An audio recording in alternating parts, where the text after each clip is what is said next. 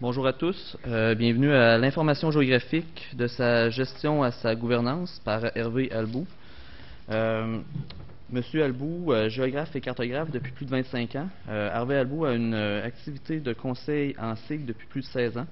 En tant que consultant indépendant, il a accompagné de nombreuses collectivités françaises dans leur démarche SIG, que ce soit pour des études de besoins, des audits, de l'assistance à maîtrise d'ouvrage à caractère stratégique ou de la formation. L'accompagnement au changement dans le domaine de l'information géographique est l'un de ses axes majeurs de ses interventions actuelles auprès de la collectivité et des entreprises. Que ce soit dans la prise de compte de ressources humaines ou dans la gestion de données géographiques. Il est également un spécialiste reconnu en 3D territorial dans le monde francophone. Il est d'ailleurs l'un des membres fondateurs de la Charte d'éthique de la 3D et membre du comité d'éthique de cette charte. Il est aussi membre actif du Club international de l'AFIGO en France et de l'AGMQ au Québec et de URISA aux États-Unis. Donc, je vous laisse la parole, M. Albout.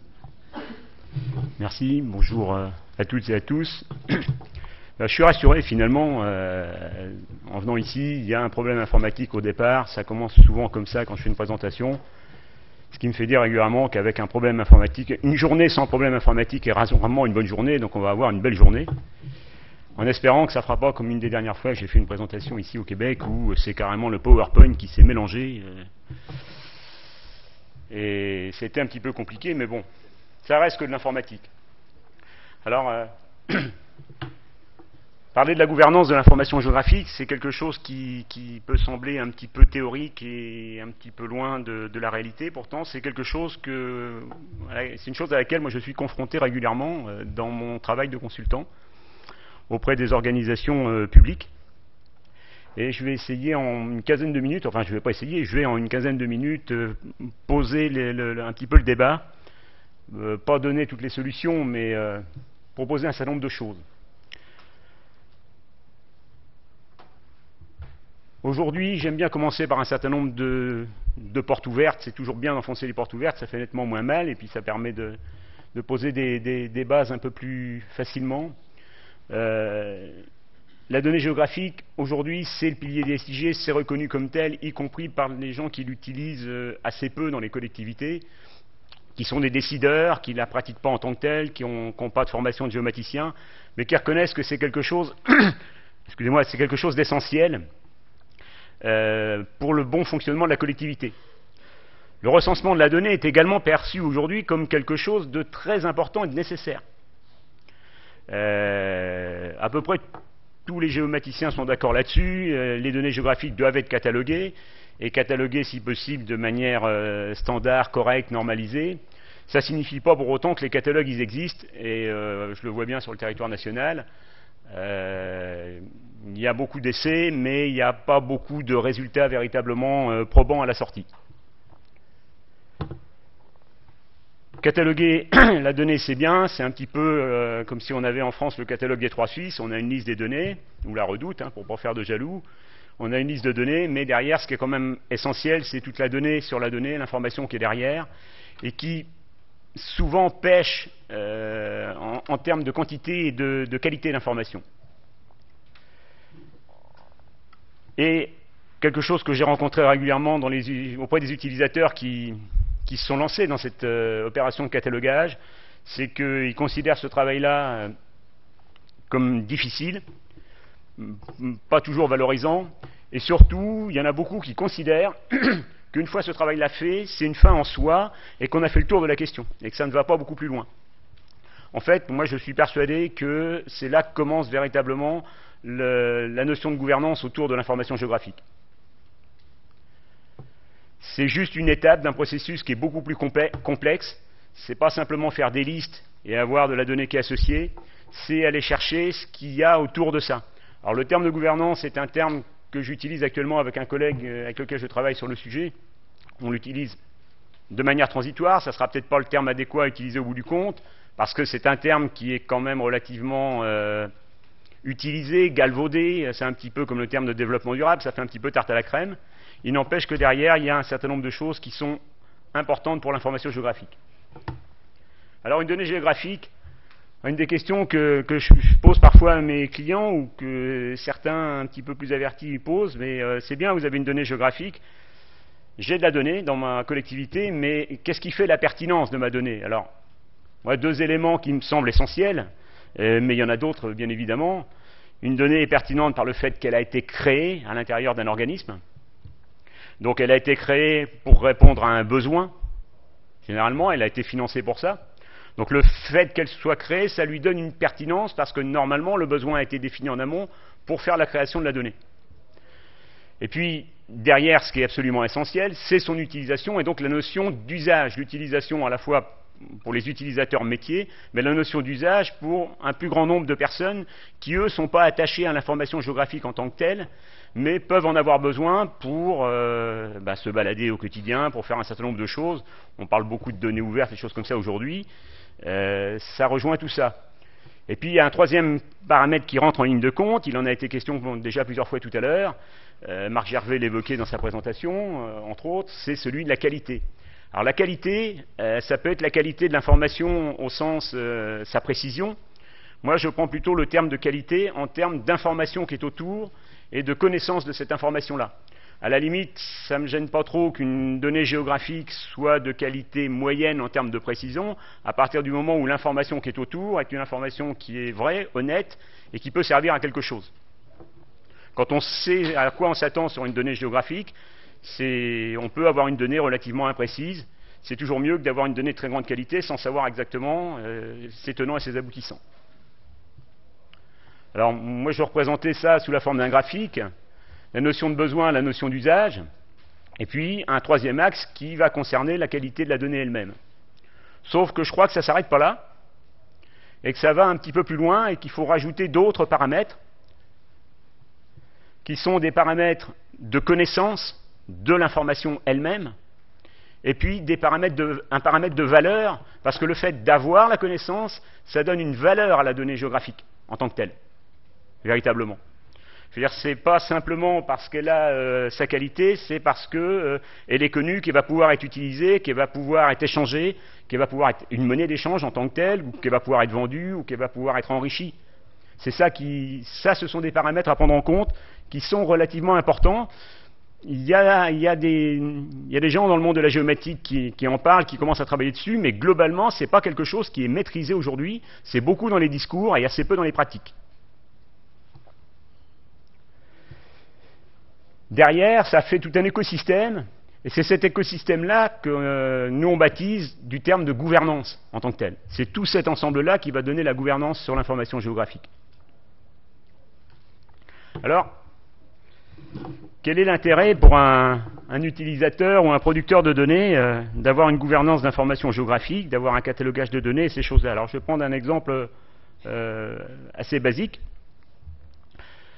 Voilà, c'est toute ressemblance avec quelqu'un dans le salon, c'est purement fortuite et pas volontaire de ma part. Ce sont des images que j'ai prises sur Internet, et puis c'est à quoi on reconnaît un utilisateur et à quoi on reconnaît un producteur. Alors, je vous rassure tout de suite, c'est pas à la couleur, ni au fait qu'ils soient frisés, ils le sont tous les deux. Non, ça va être, tout va jouer dans le regard. Vous voyez, vous avez un regard absolument émerveillé. Hein, l'utilisateur, l'information géographique, ça a été la découverte de nombre de gens avec Google. C'est-à-dire pourquoi l'information géographique a eu un tel impact en tant que tel dans le grand public, c'est parce qu'il y a quelque chose de simple qui est arrivé, qui a enclenché un déclic auprès des gens et qu'ils ont compris tout d'un coup que c'est quelque chose qui manipulait un peu comme Molière disait qu'on fait de la prose sans s'en rendre compte, quoi, en quelque sorte. Et puis vous avez le producteur, vous avez le regard enthousiaste, puis vous avez le regard un petit peu plus méfiant, blasé du producteur qui se dit, ben oui, c'est bien, va falloir que je mette tout ça à disposition, va falloir que je renseigne tout ça, va falloir que je catalogue tout ça, va falloir que je vérifie, va falloir... Bref, c'est encore du travail en plus.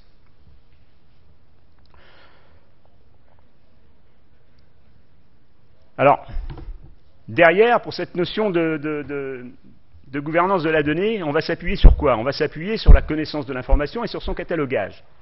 Bien. Aujourd'hui, il existe un certain nombre de normes qui permettent de cataloguer l'information pour avoir une standardisation en tant que telle. Donc, à quoi ça va servir de normer en quelque sorte une norme ISO ou pour nous en Europe la norme Inspire, j'en reparlerai un petit peu tout à l'heure. Ça va permettre d'avoir une utilisation théoriquement mutualisée de l'information géographique, donc un partage de l'information en tant que telle, et pas simplement des grands référentiels géographiques. Ça permet de mettre à disposition également de l'information, de la donnée, dans un cadre national ou international, européen pour nous en France. Et ça permet, on en parle énormément, de mener une démarche participative. Donc qu'est-ce que c'est qu'une démarche participative? C'est une démarche où peuvent participer plein de gens. Des citoyens, mais pas seulement des citoyens en tant que tels. Ça peut être plein de monde, ça peut être tout simplement à l'intérieur d'une organisation. On oublie souvent cet échelon-là. On parle beaucoup de démarches participatives, on parle beaucoup d'open data. On oublie un petit peu l'organisation elle-même et son fonctionnement interne qui souvent peut être déficient sans que ce soit péjoratif en termes de gouvernance, en termes de fonctionnement et en termes de mutualisation à l'intérieur et de circulation de flux d'informations. Alors, les normes qui sont utilisées dans la documentation des données géographiques, elles sont maintenant standardisées, c'est bien, c'est pratique, c'est facile, c'est pas facile à utiliser. Elles ont quand même avant tout un objectif d'interopérabilité, donc d'échange de l'information, hein, mais il ne faut jamais perdre de vue que la norme définit le support de l'information et non l'information elle-même, ce qu'on a parfois tendance à oublier. Enfin, elle permet de faire dialoguer des applications entre elles et surtout, elle doit faciliter les échanges et la connaissance. Ça, c'est quelque chose qui me semble essentiel. Alors, juste prendre l'exemple de la norme Inspire, j'ai schématisé, j'ai caricaturé la norme Inspire. La norme Inspire en Europe, en France entre autres, c'est une directive européenne, c'est un acronyme anglais qui signifie que c'est un système d'infrastructure de données spatiales à l'échelle européenne que tout le monde doit respecter et rentrer ses données dedans pour les mettre à disposition du plus grand nombre d'utilisateurs. Et ça concerne toutes les données qui touchent de près ou de loin à l'environnement, c'est-à-dire un maximum de données géographiques. Donc il y a des outils d'aspiration de données, on va parler de moissonnage, moi j'ai parlé d'aspirateur pour le besoin de la caricature. On va avoir des utilisateurs en bout de chaîne qui sont intéressés, qui sont des utilisateurs ou des usagers, au sens je cherche simplement de l'information, je ne vais pas la réutiliser dans des outils. Et puis on a Inspire qui va secouer tout ça, mettre tout ça dans un modèle de données, et puis derrière on va pouvoir, d'un côté on va aspirer l'information, elle va être transformée, le jeu de mots était facile, hein, évidemment, et puis derrière on va renvoyer l'information sur l'extérieur, et aujourd'hui dans la normalisation il y a des gens qui sont prêts d'expirer dans la manière de rentrer leurs données, tellement c'est compliqué. C'est pas la norme qui est compliquée, c'est les outils en tant que tels qui posent un certain nombre de soucis. Alors l'impact d'une normalisation sur une organisation, aujourd'hui souvent, le catalogage de la donnée, donc quand je parle de normalisation, je parle de catalogage de la donnée, souvent il va reposer sur une personne dans une organisation ou deux grands maximum. Et en tant que tel, c'est quelque chose de compliqué, de difficile et de rébarbatif. C'est le retour que moi j'ai des utilisateurs, j'en ai fait un petit peu, j'ai testé, mais des gens qui ont rentré 2000, 3000 jeux de données disent que c'est quelque chose qui est pas évident à faire. Donc le catalogage aujourd'hui est passé, cette tâche est souvent perçue comme aride, peu valorisante. Et puis il y a des modèles qui à la sortie sont extrêmement complexes, il y a tellement de champs de métadonnées à rentrer qu'au bout du compte, il y en a très peu qui sont faits et on arrive à l'effet inverse. Alors, je discutais avec Luc Vaillancourt hier autour de ces histoires-là, et puis dans la discussion est venue une idée. On parle beaucoup de B2B, de B2C, de choses de ce genre-là. Et moi, je me suis dit, est-ce qu'on ne pourrait pas parler aussi, pour la donnée géographique, donc le D pour données, le B pour business, parce que la donnée géographique a un rôle important à jouer dans ce domaine-là. Et puis le C a décliné en trois parties, qui est la connaissance, qui est le consommateur au sens utilisateur, mais aussi le citoyen en tant que tel, qui va être lui-même utilisateur de l'information en finale, et puis que tout ça permette aux consommateurs citoyens d'être acteurs. Vous me direz, ce n'est pas un schéma nouveau en tant que tel, sauf que là, derrière, on va se retrouver à avoir l'acteur qui participe à l'information elle-même, et puis on va retrouver notre interface, notre écosystème de gouvernance. Et là, dans la gouvernance, il y a véritablement une notion de partage qui n'est pas simplement une notion de partage logiciel, une notion de partage physique, mais une notion d'organisation de ce que je fais autour de l'information pour la porter à connaissance, pour l'échanger à l'intérieur même de mon organisation. Et ça, c'est quelque chose, on touche à l'organisation humaine, on ne touche plus à l'organisation technique ou aux outils. Les outils, aujourd'hui, existent et font des choses qui sont correctes, mais ça pêche au niveau de l'organisation en tant que telle. Et ça pose un problème, je pense, en termes de qualité d'information, de connaissance de l'information, avec des exemples comme évoqué Marc Gervais tout à l'heure. Je pense que cette notion de gouvernance, si elle était prise en compte un peu plus, permettrait peut-être d'avancer sur le sujet. Alors, pour conclure sur ce sujet-là, je dirais que, pour prendre un petit peu une échelle temporelle, avant-hier, on avait de la donnée géographique, on produisait de la donnée de manière anarchique, dans des formats de fichiers propriétaires. Pas de normes, de la duplication, énormément de duplication. Sur mes 15-16 années d'exercice, j'en ai vu beaucoup dans le domaine. Je pense que vous aussi. Hier, il y a eu une prise de connaissance progressive de ce que c'était de faire connaître son patrimoine de données, de réfléchir, on parlait de dictionnaire de données il y a 10 ans, hein, de catalogage, d'acquisition mutualisée, on parle d'IDG, d'IDS, de SDI. Aujourd'hui, on va parler des développements. Il y a un mouvement assez fort en France dans ce domaine-là, des IDG au niveau des régions françaises, des infrastructures de données géographiques pour le partage de la donnée en tant que telle. Le catalogage se fait avec des produits open source. Il y a certains éditeurs qui s'y mettent aussi, ce qui prouve bien que c'est dans l'air du temps et que c'est devenu quelque chose de nécessaire alors qu'ils ne le faisaient pas auparavant. Et puis je dirais qu'avant de parler de demain, il y a un endroit un petit peu flou que j'ai baptisé l'avant-demain, qui fait que c'est là qu'on va trouver la gouvernance en tant que telle. On va parler de normalisation, on va parler de partage des informations, on va parler de simplification et de partage des tâches, on va parler de multitâches en tant que telles autour de l'information géographique et pas simplement une personne ou deux personnes qui vont travailler dessus, mais avoir un groupe de personnes qui participent. C'est typiquement dans une organisation, il y a quelqu'un qui a des données métiers qui va rentrer des morceaux d'informations dans le catalogue, après ça va être quelqu'un d'autre parce que c'est son boulot, etc., etc. On va avoir une notion de réseau de l'information géographique interne à une organisation et qui peut après essaimer à l'extérieur de l'organisation. Et je pense que c'est ça qui fait la gouvernance en tant que telle. Et puis demain, on aura un catalogage complètement intégré, complètement transparent, et on aura un fonctionnement en réseau d'information en tant que tel. Alors, je ne vais pas m'étendre plus là-dessus. Parler de gouvernance de l'information géographique, c'est bien. Est-ce que ça s'applique uniquement aux données géographiques ? Bon, bien sûr que non, ça ne peut pas s'appliquer qu'aux données géographiques. Mais l'information géographique, de manière générale, a une capacité à mettre le doigt partout où ça fait mal.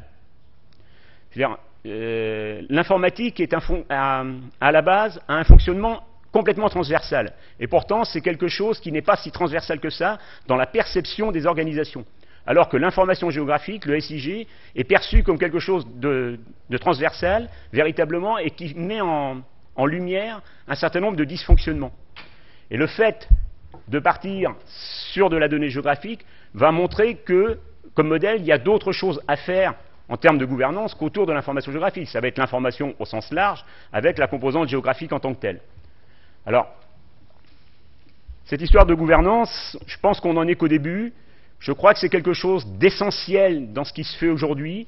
Il ne faut surtout pas se cantonner, j'en suis convaincu, à un catalogage mécanique avec de la métadonnée, avec de la mise à disposition de l'information, avec des belles plateformes qui fonctionnent très bien, hein, sur la mise à disposition de partage de l'information à tout un chacun, peut-être, mais il n'empêche que derrière, il y a des utilisateurs qui sont des utilisateurs métiers, il y a des usagers qui sont de simples consommateurs. Il n'empêche que s'il n'y a pas la connaissance véritablement de ce qu'est l'information, de ce qu'on peut en faire, d'où elle vient, comment elle a été faite, est-ce que je peux y participer, quelque chose qui va toucher l'humain en tant que tel, je pense qu'on va rater quelque chose ici. Et la gouvernance, ça touche, je crois, tous ces domaines-là aujourd'hui. On n'en est qu'au début, mais je pense qu'on va en reparler régulièrement de ce genre de choses. Je vous remercie.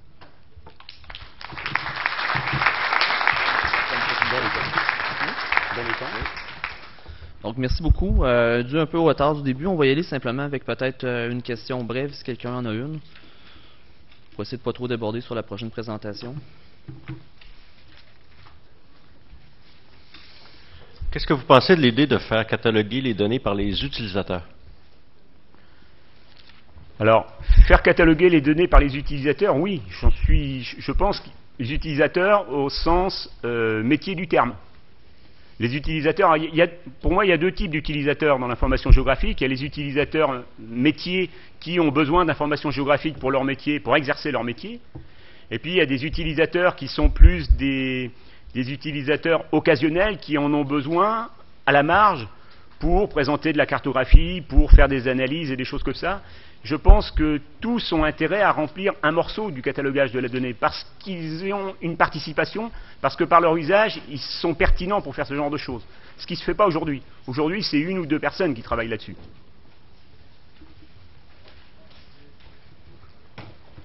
C'est bon?